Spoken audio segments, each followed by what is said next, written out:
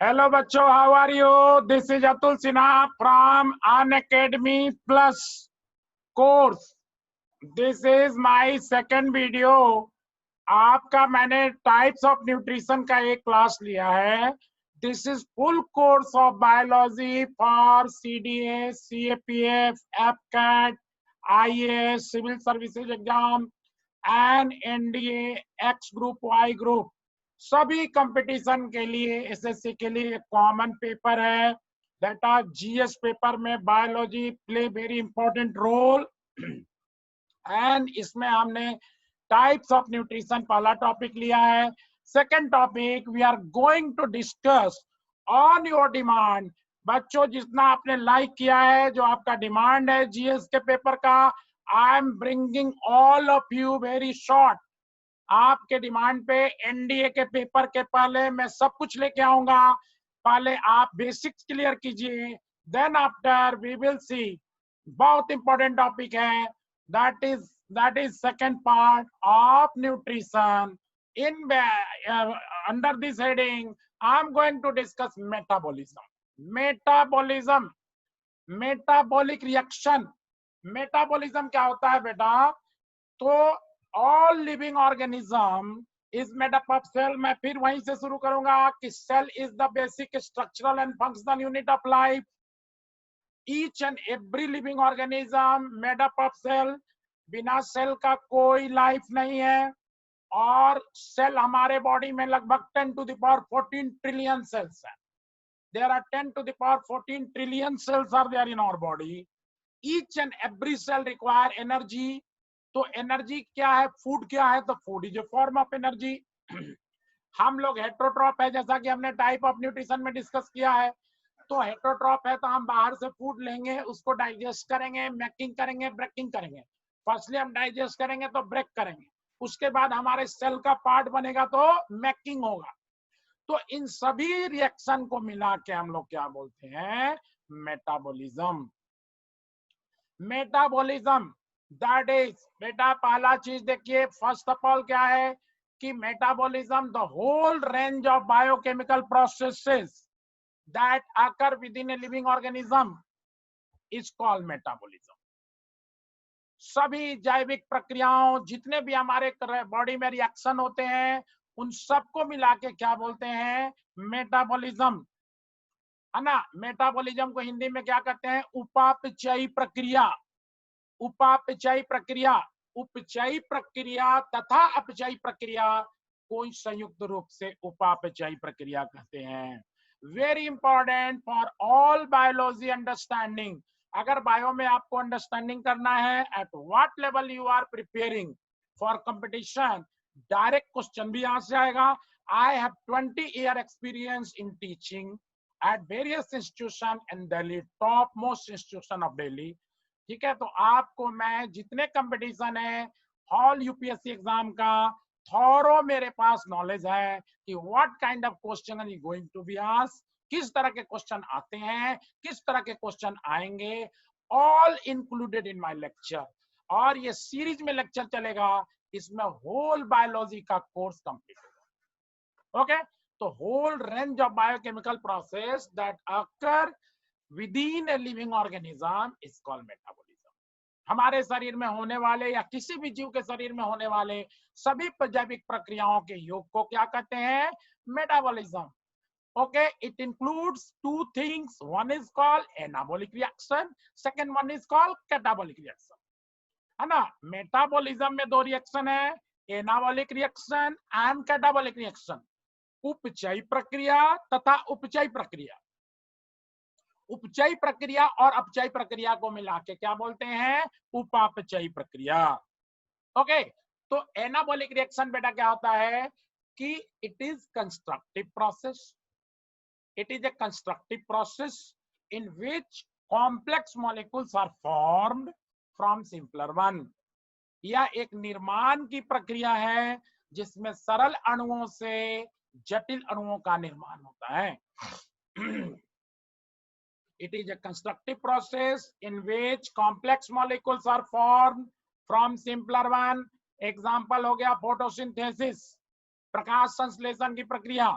जैसा कि आप जानते हैं कि पौधे क्या करते हैं, वायुमंडल से CO2 लेते हैं, मिट्टी से, जड़ से क्या लेते हैं, वाटर लेते हैं, और सनलाइट और क्लोरोफिल की उपस्थिति में C6H12O6 ग्लूकोज बनाते हैं और बाय प्रोडक्ट निकल जाता है ऑक्सीजन। ओके, तो photosynthesis is a good example of anabolic reaction. Simple molecule है CO2, सिंपल मॉलिक्यूल है H2O, कॉम्प्लेक्स मॉलिक्यूल बन गया ग्लूकोज। सिंपल से कॉम्प्लेक्स बन रहा है तो हम क्या कहेंगे उसको, एनाबॉलिक रिएक्शन। ठीक है ना। इसके लिए रॉ मटेरियल क्या रिक्वायर्ड है बेटा, तो CO2 H2O। और फैक्टर क्या इन्वॉल्व है, बहुत सारे फैक्टर है, but the main factor is sunlight and chlorophyll. तो simple molecule CO2, simple molecule H2O, complex molecule बन गया ग्लूकोज C6H12O6, एनाबॉलिक रिएक्शन, उपचय प्रक्रिया। ओके, तो अब अगर पूछेंगे कि what is the example of anabolic reaction in human being, तो हम लोग में क्या होता है बेटा कि हम क्या करते हैं कि हम अगर मान लो सोयाबीन चाप हमने खाया, सोयाबीन चाप खाया, तो सोयाबीन चाप कंटेन और दैट इज प्रोटीन। सोयाबीन चाप में क्या होगा, प्रोटीन होगा, तो उसको डाइजेस्ट करेंगे। डाइजेस्ट करेंगे तो प्रोटीन का मोनोमर क्या है, amino acid. The monomer of protein is amino acid. तो हम डाइजेस्ट करेंगे, 10 से 12 घंटे हमको डाइजेशन में लगता है। डाइजेशन के बाद वो ब्रेकडाउन होगा किसमें, एमिनो एसिड्स में। तो digestion is a catabolic reaction. Digestion is a catabolic reaction, अपचय प्रक्रिया, अभी हम लोग देखेंगे उसको। लेकिन उसके बाद वही एमिनो एसिड हमारे बॉडी का प्रोटीन बनाएगा, हमारा मसल्स बनाएगा, तो वो सिंथेसिस जो हुआ that is called anabolism. Got it. Next है कैटाबोलिक रिएक्शन। कैटाबोलिज्म या कैटाबोलिक रिएक्शन या अपचय प्रक्रिया, जो अभी मैं बताया डाइजेशन, ठीक है ना। It is a destructive process in which complex molecules are break down into simpler one। यह एक विघटनकारी प्रक्रिया है जिसमें जटिल अणु सरल अणुओं में विघटित होते हैं। ठीक है, सिंपल से कॉम्प्लेक्स बन रहा था तो एनाबोलिज्म, कॉम्प्लेक्स से सिंपल बन रहा है तो क्या हो जाएगा, कैटाबोलिज्म, अपचय प्रक्रिया। एग्जांपल हो गया रेस्पिरेशन।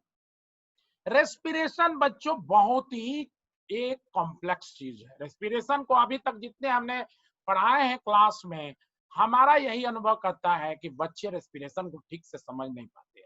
फर्स्ट सेकंड क्लास मेरा रेस्पिरेशन को समझाने में, बाकी इन सब प्रोसेस में जाता है। And you will feel very very comfortable after this class. आप चाहे कॉमर्स के स्टूडेंट हो, साइंस के स्टूडेंट हो, आर्ट्स के स्टूडेंट हो, this class is meant for each and every person. Her discipline के बच्चे इसको समझ सकते हैं। रेस्पिरेशन जब मैं बच्चों से पूछता हूं तो बच्चे क्या बोलते हैं कि inhalation of O2 and exhalation of CO2। ठीक है ना, O2 लेना, CO2 छोड़ना, क्या है, respiration. No, this is called breathing. ये ब्रीदिंग है, and breathing is the part of very complex reaction called respiration. Breathing respiration का एक छोटा सा पार्ट है, first and very last process of very complex reaction called respiration.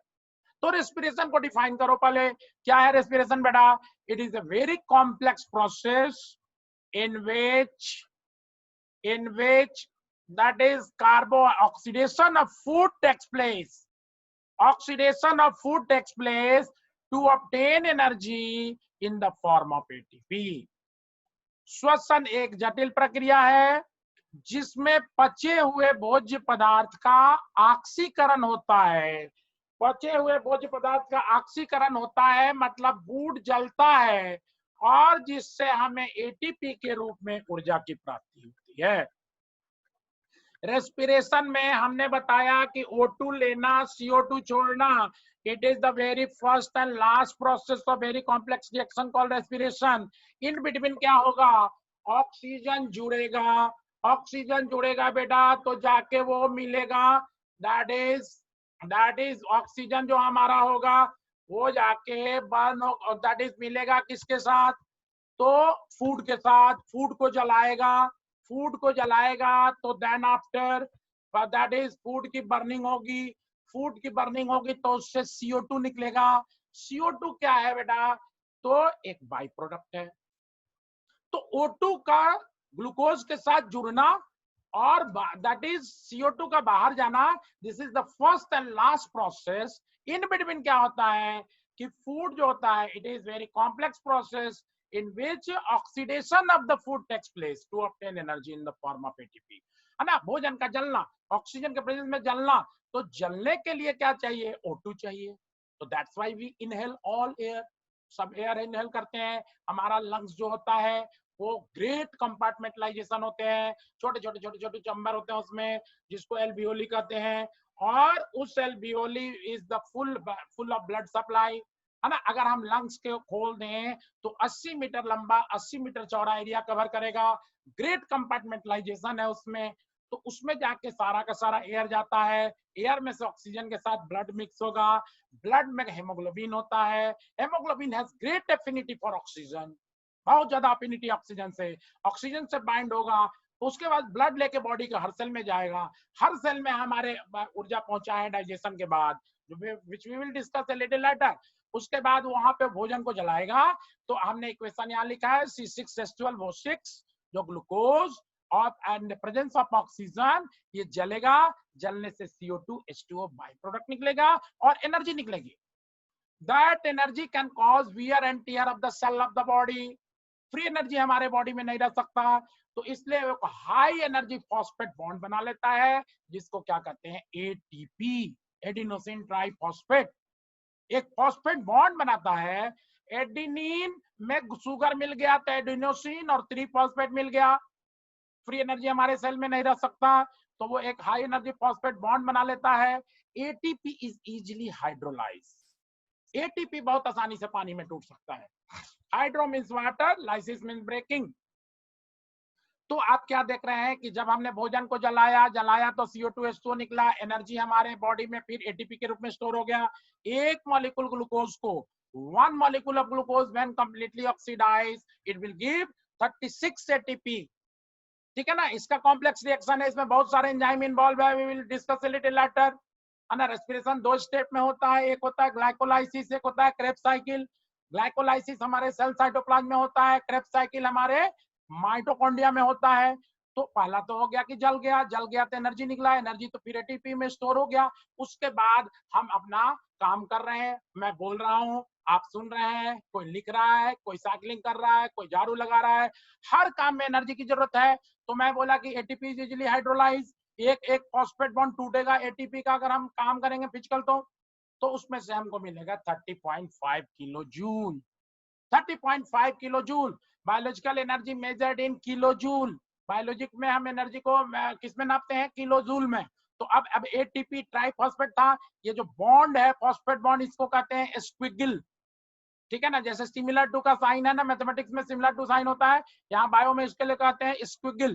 तो एक phosphate bond टूट गया, 30.5 किलो जूल मिल गया, फिर हमको बच गया ADP।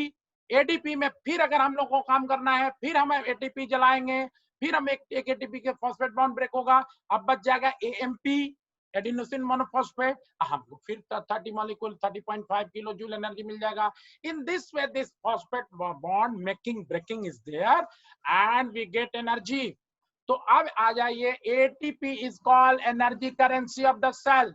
ATP को हम कोशिका के ऊर्जा का मुख्य स्रोत कहते हैं। जैसे हमारे बॉडी में एनर्जी की जरूरत है तो ATP चलेगा। तो रेस्पिरेशन कितना कॉम्प्लेक्स रिएक्शन हो गया, आप समझ रहे हैं कि सबसे पहले हमने भोजन लिया को जलाया तो एनर्जी निकला, वो एनर्जी फिर हमारा हाइड्रोलाइज हुआ और तब उससे एनर्जी हमने यूटिलाइज किया। तो हमारे बॉडी में पड़ा रहता है, जैसे हम पैसा से कुछ भी खरीद ले, उसी तरह ATP से हम कोई भी इस्तेमाल करेंगे। ठीक है ना। When one phosphate break, then it gives 30.5 kilojoule energy. ATP will become ADP. 10 एना, अब तो हो गया इस तरह से, 2 बार में मैं बताया, टूटेगा फिर तीसरा टूटेगा, फिर मेकिंग ब्रेकिंग चलता रहेगा। ठीक है ना। तो अब है कि एनाबॉलिक रिएक्शन कैटाबॉलिक रिएक्शन मिला के क्या बोलते हैं, metabolism. Thus anabolism and catabolism are jointly called metabolism. Anabolic reaction and catabolic reaction are jointly called metabolic reaction. In the other words, the sum total of all biochemical reactions which occur in any living organism are jointly called metabolism. Got it? बच्चों, किसी भी जीव के शरीर में होने वाले सभी रासायनिक प्रतिक्रियाओं के योग को संयुक्त रूप से उपापचयी प्रक्रिया कहते हैं। अच्छा, अब है कि एनाबोलिज्म, एज के साथ हमने बहुत अच्छा आपको समझाने का कोशिश किया है कि if anabolism exceed catabolism then growth भी लगता। 16, 17, 18 साल के बच्चों में क्या होता है, एनाबोलिक ज्यादा होगा। 17, 18 साल के बच्चों में क्या होगा, एनाबोलिज्म ज्यादा होगा, कैटाबोलिज्म कम होगा तो ग्रोथ होगा। जब आपके शरीर में वृद्धि हो रही है, मसल्स बन रहा है, हाइट बढ़ रहा है, तो यंग एज में एनाबोलिज्म ज्यादा, कैटाबोलिज्म कम तो ग्रोथ होगा।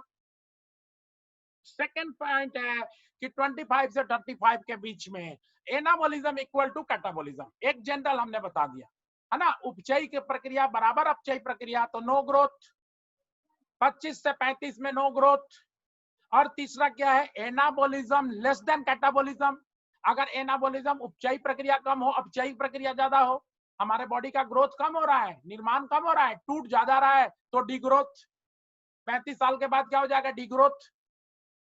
तो इसको हम प्रोलॉन्ग कर सकते हैं। जैसे बर्थ के बाद लाइफ है, डेथ है, साइकिल है, इस साइकिल को तो कोई बंद नहीं कर सकता। Everyone has born with a life cycle, everyone has to die. सबको मरना है, लेकिन अच्छे से जीना है ना, स्वस्थ होकर जीना है, लंबा जीना है, तो हम इसको प्रोलॉन्ग कर सकते हैं, कैटाबोलिज्म को कम कर सकते हैं और एनाबोलिज्म को बढ़ा सकते हैं। कैसे कर सकते हैं, तो कम खाएं, ज्यादा मेहनत करें, फिजिकल एक्सरसाइज करें, योगा करें, फास्ट ब्रीदिंग करें, है ना। इन सब से हम एनाबोलिज्म को बढ़ाएंगे, कैटाबोलिज्म को घटाएंगे, तो हम अपने लॉन्गेविटी को बढ़ा सकते हैं। ATP is called energy currency of the cell. We have already discussed. ATP is easily hydrolyzed. We have already discussed. ATP को पानी में आसानी से टूट जाता है और 30.5 किलो जूल एनर्जी देता है। एक एटीपी ब्रेक होता है ना। 10 anabolism and catabolism are jointly called metabolism. उपचयी प्रक्रिया और अपचयी प्रक्रिया को संयुक्त रूप से उपापचयी प्रक्रिया करते हैं। और in the other words, the sum total of all biochemical reactions which occur in any living organism are jointly called metabolism. हमारे शरीर में, किसी भी जीव के शरीर में होने वाले सभी रासायनिक प्रतिक्रियाओं के योग को हम उपापचयी प्रक्रिया कहते हैं। बेटा किसी तरह की दिक्कत हो तो आप पूछ सकते हैं मेरे से, है ना। अगर आप इस तरह से वीडियो को लाइक करेंगे, if you that is love this video, like कीजिए, सब्सक्राइब कीजिए, और हम आपके लिए और अच्छे अच्छे वीडियो लाएंगे। पूरी कंप्लीट बायोलॉजी, फिजिक्स, केमिस्ट्री की, है ना, ऑल जीएस, हिस्ट्री, ज्योग्राफी की मैं लाने वाला हूं इसी प्लेटफॉर्म पे। अगर आपका डिमांड इसी तरह से बढ़ा, जैसे लाइक कर रहे हैं, आप पसंद कर रहे हैं, बहुत बच्चों का डिमांड है कि जीएस का फुल कॉपी पेपर आना चाहिए, तो आपके एनडीए के सबसे पहले एग्जाम एनडीए है, फिर सीडीएस है, आईएएस है, सबके लिए कॉमन है ये। अब आ जाइए, अगला टॉपिक मैं करा रहा हूं, फोटोसिंथेसिस। फोटोसिंथेसिस को थोड़ा आगे डिटेल करते हैं बेटा। It has two reaction. Photosynthesis आपने 9, 10 सब जगह पढ़ा है। एक होता है लाइट रिएक्शन या लाइट डिपेंडेंट रिएक्शन। बहुत कंफ्यूजन होता है बच्चों को इसमें, एकदम नया चीज बताने वाला हूं इसमें कि light reaction is called light dependent reaction, है ना। प्रकाश अभिक्रिया को प्रकाश पे निर्भर अभिक्रिया कहते हैं, कोई दिक्कत नहीं, सबको पता है। It occur in the presence of light, यह प्रकाश की उपस्थिति में होता है। सुबह के 7-8 बजे से लेके शाम के 5 बजे तक, 4-5 बजे तक लाइट रिएक्शन होगा, ठीक है, प्रेजेंस ऑफ लाइट होगा। ड्यूरिंग दिस 2 प्रोसेस होता है इसमें। एक होगा हाइड्रोलाइसिस ऑफ वाटर, हाइड्रो मतलब वाटर, लाइसिस मतलब ब्रेकिंग, वाटर टूटेगा हाइड्रोजन और ऑक्सीजन में। और सेकेंड चीज होगा एटीपी सिंथेसाइज। एक इलेक्ट्रॉन ट्रांसपोर्ट चेन सिस्टम चलता है, जो कि आपको इसमें यहाँ कोई डिस्कस करने की जरूरत नहीं है। एक कॉम्प्लेक्स रिएक्शन होता है, उसमें एटीपी एनर्जी सिंथेसाइज होती है। तो लाइट रिएक्शन हैज 2 स्टेप्स, है ना। हाइड्रोलाइसिस ऑफ वाटर, वाटर टूटेगा और एटीपी एनर्जी सिंथेसाइज होगा। अब यहां से आता है जो कि बच्चों को नहीं पता होता है, डार्क रिएक्शन को क्या कहते हैं। सीधा सीधा जवाब आता है, dark reaction takes place in the dark. गलत है, बिल्कुल गलत है। Dark reaction is called light independent reaction बेटा, light independent reaction. Dark reaction is called light independent reaction. Light independent reaction का मतलब ये नहीं कि डार्क में होगा, डार्क रिएक्शन भी दिन में ही होगा, डार्क रिएक्शन भी दिन में ही होगा। लाइट में इंडिपेंडेंट है, it occur in the presence of light as well as in the absence of light, क्योंकि डिपेंडेंट नहीं है, लाइट पे डिपेंडेंट नहीं था, ये थोड़ा मतलब हुआ कि रात में दिन में नहीं होगा, दिन में ही लाइट रिएक्शन शुरू, दिन में ही डार्क रिएक्शन शुरू, ठीक है। लाइट रिएक्शन 5 बजे 4-5 बजे बंद, dark reaction still continue. During this process reduction of CO2 अकर और fixation of CO2 occur. Dark reaction में क्या होता है, लाइट रिएक्शन में तो बता दिया कि हाइड्रोलाइसिस ऑफ वाटर होगा और एटीपी सिंथेसाइज होगा, एनर्जी सिंथेसाइज होगा। अब डार्क रिएक्शन में बेटा क्या होगा कि रिडक्शन ऑफ CO2 होगा, atmospheric CO2 be reduce into glucose. ये जो वाटर है, वाटर का H2O तो टूट गया लाइट रिएक्शन में हाइड्रोजन ऑक्सीजन में, अब डार्क रिएक्शन में ये हाइड्रोजन जाके CO2 से जुड़ जाएगा तो बन जाएगा ग्लूकोज। एटमॉस्फेयर का CO2 ग्लूकोज में कन्वर्ट हुआ, that is called reduction of CO2, fixation of CO2। और H2O का हाइड्रोजन तो CO2 से मिल गया, ऑक्सीजन एटमॉस्फेयर में बाई प्रोडक्ट के रूप में निकल गया। Got it. तो इस तरह से अभी अभी हमने बोला कि dark reaction that is light independent है, लेकिन ये भी कहना सही नहीं है पूरी तरह से। बेटा लाइट रिएक्शन तो लाइट डिपेंडेंट है, डार्क रिएक्शन लाइट इंडिपेंडेंट है, डायरेक्टली लाइट पे डिपेंडेंट नहीं है, बट लाइट रिएक्शन के प्रोडक्ट पे डिपेंडेंट है। वो direct light dark reaction light पे डिपेंडेंट नहीं है, बट लाइट रिएक्शन के प्रोडक्ट पे डिपेंडेंट है, and that product is called ATP. जो लाइट रिएक्शन का एटीपी बना वही जाके पौधे इस्तेमाल करके डार्क रिएक्शन करते हैं, फिक्सेशन करते हैं। ओके, तो इसलिए वो लाइट के प्रेजेंस में तो सुबह से शुरू हो गया लाइट रिएक्शन के साथ, लाइट रिएक्शन 4-5 बजे बंद हो गया, लेकिन लाइट रिएक्शन का जो एटीपी सरप्लस था उससे प्लांट डार्क रिएक्शन 9-10 बजे रात तक कर लेता है, 10 बजे 9 बजे तक रात तक कर लेगा, और 10 बजे रात के बाद डार्क रिएक्शन भी बंद हो जाता है। बहुत इंपॉर्टेंट पॉइंट है बेटा, बहुत इंपॉर्टेंट पॉइंट है। अब देखिए यहाँ पे हम आगे बढ़ रहे हैं, CO2 का रिडक्शन हो रहा है, तो CO2 क्या है, CO2 is a good oxidising agent, CO2 is a good oxidising agent, CO2 एक बहुत अच्छा ऑक्सीकारक है, एक good oxidising agent itself get reduce, एक अच्छा ऑक्सीकारक खुद अवकृत हो जाता है। और H2O क्या है, H2O क्या है, ए रिड्यूसिंग एजेंट है, a good reducing agent itself get oxidise. H2O ने किसको रिड्यूस किया, CO2 को, CO2 ने किसको ऑक्सीडाइज किया, H2O को। तो oxidation reduction reaction occur simultaneously, hence photosynthesis is a good example of redox reaction. ऑक्सीकरण और अवकरण दोनों प्रक्रिया साथ साथ चल रही है, इसलिए प्रकाश संश्लेषण रेडॉक्स रिएक्शन का, रिडक्शन ऑक्सीडेशन रिएक्शन का बहुत अच्छा उदाहरण है। मैं फिर से बता रहा हूं, CO2 is a good oxidizing agent, a good oxidizing agent itself get reduced। Carbon dioxide एक अच्छा अवकारक है, एक अच्छा अवकारक, दैट इज ऑक्सीकारक है, एक अच्छा ऑक्सीकारक खुद अवकृत हो जाता है। H2O एक बहुत अच्छा ऑक्सीकारक है, दैट इज एक अवकारक है, एक अच्छा अवकारक खुद ऑक्सीकृत हो जाता है। Good oxidizing agent itself get reduced, a good reducing agent itself get oxidized, oxidation reduction reaction occurs simultaneously, hence photosynthesis is a good example of redox reaction। तो लाइट रिएक्शन हमने बता दिया, टाइमिंग 8-9 बजे से लेके शाम के 4-5 बजे तक होगा, डार्क रिएक्शन 8 बजे सुबह से लेके टिल 10 बजे रात तक होगा, एटीपी जो सिंथेसाइज होगा उसी का इस्तेमाल करके 10 बजे रात तक करेगा, 10 बजे रात के बाद बेटा कोई फोटोसिंथेसिस नहीं होगा। अच्छा, CO2 is a good oxidizing agent, a good oxidizing agent itself get reduced, H2O is a good reducing agent, a good reducing agent itself get oxidized, good reducing agent itself get oxidized, है ना। तो oxidation reduction reaction occurs simultaneously, hence photosynthesis is a good example of redox reaction। इतनी बात सबको समझ में आ गई। Now मैं एक ऐसा पॉइंट आज रीच करूंगा जो बहुत कम बच्चों को बता पाते हैं, बहुत कम बच्चे बता पाते हैं। अगर आप बता रहे हैं तो वेरी वेल एंड गुड। क्या चीज है कि क्वेश्चन है कि which gas is taken by the plant during respiration and which gas they give out either in the day और इन द नाइट। श्वसन की प्रक्रिया में पौधे कौन सा गैस लेते हैं, कौन सा गैस छोड़ते हैं, चाहे दिन हो चाहे रात हो।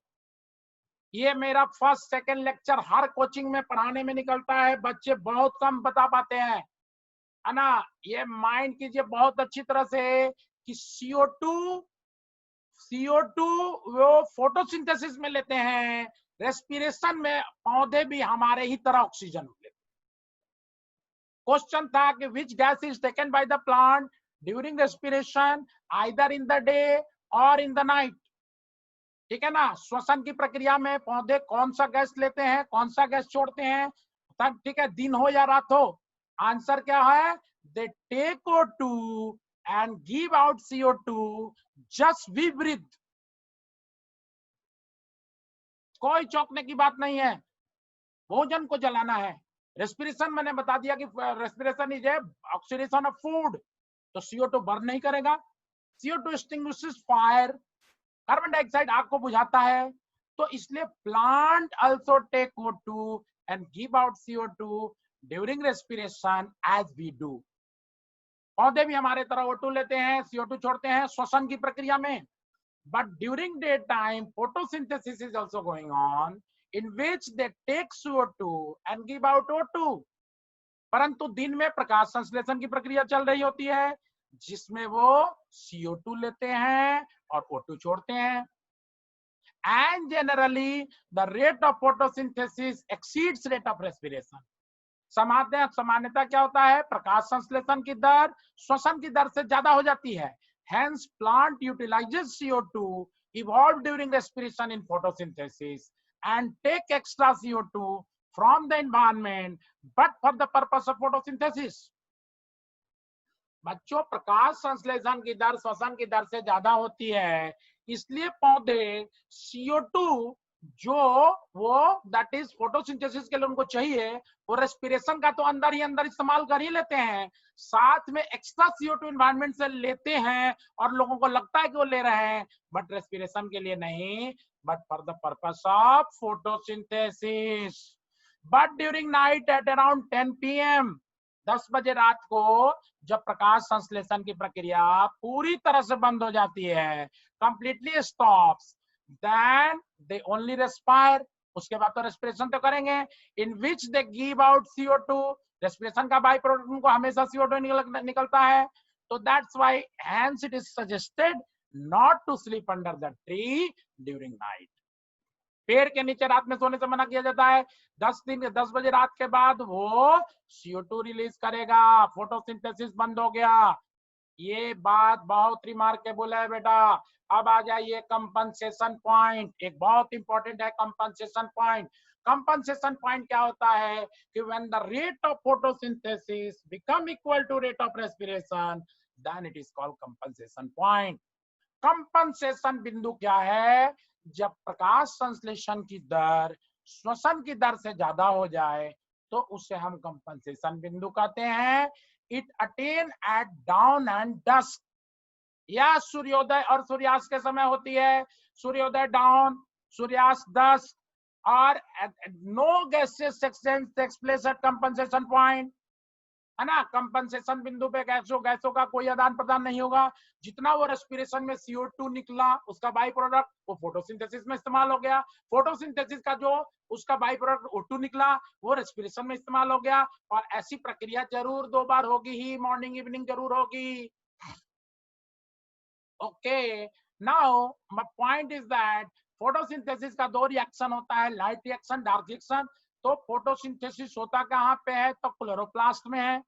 क्लोरोप्लास्ट क्या है, तो एक प्लास्टिड्स है। प्लास्टिड्स प्लांट के सेल में हम लोग पढ़ेंगे।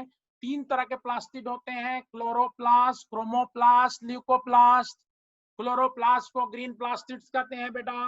क्लोरोप्लास्ट में फोटोसिंथेसिस होता है, क्रोमोप्लास्ट को हम लोग, chroma means colour, colourful plastids, it impart colour to the plant body.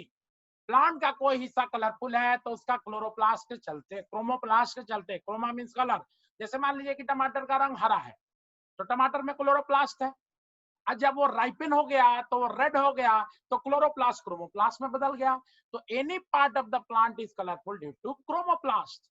और ल्यूकोप्लास्ट क्या होता है? Colourless plastid. जैसे हमारा ब्लड का ल्यूकोसाइट्स होता है WBC कलरलेस, तो उस तरह से ल्यूको का मतलब कलरलेस। तो कलरलेस प्लास्टिड्स होता है, उसके 3 पार्ट होते हैं, एमाइलोप्लास्ट, एल्यूरोप्लास्ट, इलायोप्लास्ट। तो वो स्टोरेज का काम करता है, अंडरग्राउंड पार्ट में पाया जाता है, कार्बोहाइड्रेट, प्रोटीन, फैट स्टोर करता है। Now this is a diagram of chloroplast. Chloroplast में आपको ये जो कैरम बोर्ड की गोटी की तरह जो स्टैक दिख रहा है, इसको एक को कहेंगे थाइलेक्वाइड। थाइलेक्वाइड एक के ऊपर दूसरा, एक के ऊपर दूसरा 100 to 200 पाइलअप है, ठीक है ना। 100 to 200 पाइलअप है तो इसको कहेंगे ग्रैनम। ये को कहेंगे सिंगुलर ग्राना। ये सारा हो गया तो ग्राना। ग्राना में लाइट रिएक्शन होता है, फोटोसिंथेसिस का 2 रिएक्शन है, लाइट रिएक्शन और डार्क रिएक्शन। और जो बैकग्राउंड है वो क्या है? स्ट्रोमा। स्ट्रोमा में डार्क रिएक्शन होता है ना। और इसके बाद इसको जो 2 ग्रैनम को मिला रहा है उसको क्या कहते हैं? स्ट्रोमा लैमेली, ठीक है ना। ये क्लोरोप्लास्ट बहुत ही इंपॉर्टेंट, दैट इज है सेल ऑर्गेनेल। क्लोरोप्लास्ट को हम लोग क्या कहते हैं? Kitchen of the cell. Kitchen of the cell कहते हैं बेटा, क्योंकि क्लोरो दैट इज फोटोसिंथेसिस यहीं पे होता है। Photosynthesis takes place in chloroplast, light reaction takes place in granum, dark reaction takes place in stroma. क्योंकि लाइट रिएक्शन, डार्क रिएक्शन के लिए जो जरूरी एंजाइम है that is available in the granum and the stroma respectively. तो this is all about, बहुत बहुत ही इंपॉर्टेंट टॉपिक था। I think you all understand. आप किसी भी डिसिप्लिन से हो, आपको डरने की जरूरत नहीं है बायोलॉजी से। बायोलॉजी रटने वाला चीज नहीं है बेटा, इट इज फॉर अंडरस्टैंडिंग। किसी भी सब्जेक्ट में अंडरस्टैंडिंग बहुत इंपॉर्टेंट है। अगर आप वीडियो को समझ जाएंगे, आगे की क्लास भी चलती रहेगी। अगला वीडियो में डाइजेस्टिव सिस्टम पे लेके आऊंगा। और complete course of biology is here with Atul Sinha from the Unacademy plus teacher, senior teacher मैं वहां पे हूँ।